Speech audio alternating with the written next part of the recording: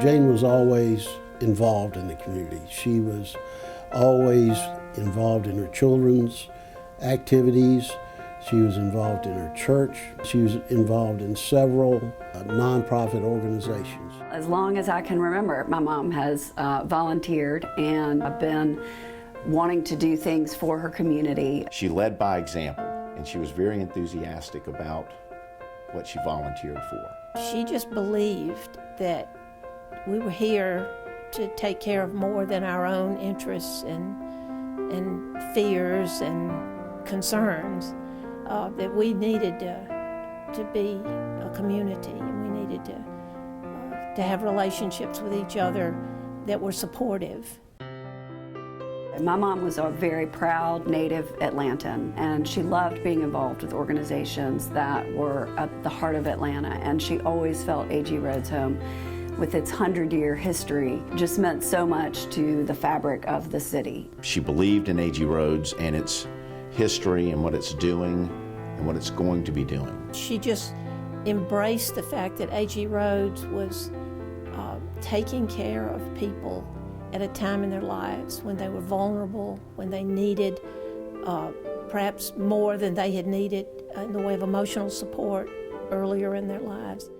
I got to know Jane when I was on the Board of Trustees and she was on the Board of Managers, and we were looking to expand the Board of Trustees and add someone from the Board of Managers. And I went to Harv August and I said, Harv, who is the best president you've had of the Board of Managers? And without skipping a beat, he said absolutely it was Jane Schweers.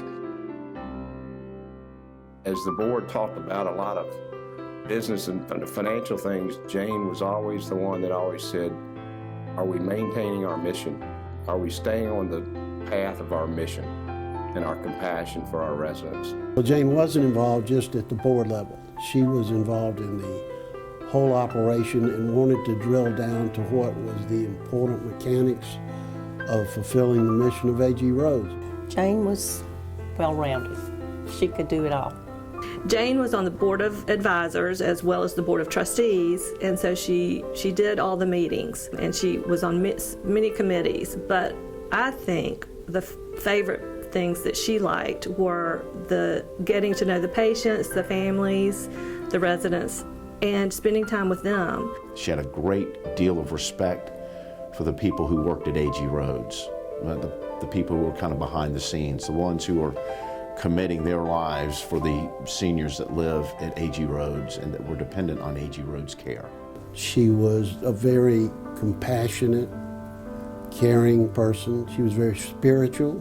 Jane was very funny, and because of all that, she just had loads and loads of friends from all walks of life, sizes, shapes, colors, young, old, rich and poor. I think Jane believed two things about people.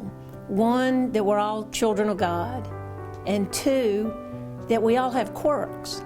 And she loved the quirks, and it made her open to being friends with a lot of different kinds of people. Her long-standing friendships meant the world to her, and she was a great mom. She was just great. She was one of my best friends. On behalf of the Board of Trustees, the Board of Advisors, all the volunteers, employees, and residents of A.G. Rhodes, we are so pleased and so proud to honor Jane at this Living Well Luncheon. If Jane were here, she would be so grateful. She would be humble. She would be self-effacing. But deep down, she would be so thrilled and honored to have this recognition for her from an organization that she was so close to. When I think of A.G. Rhodes, I think of Jane. She'll be looking down. She would be very happy.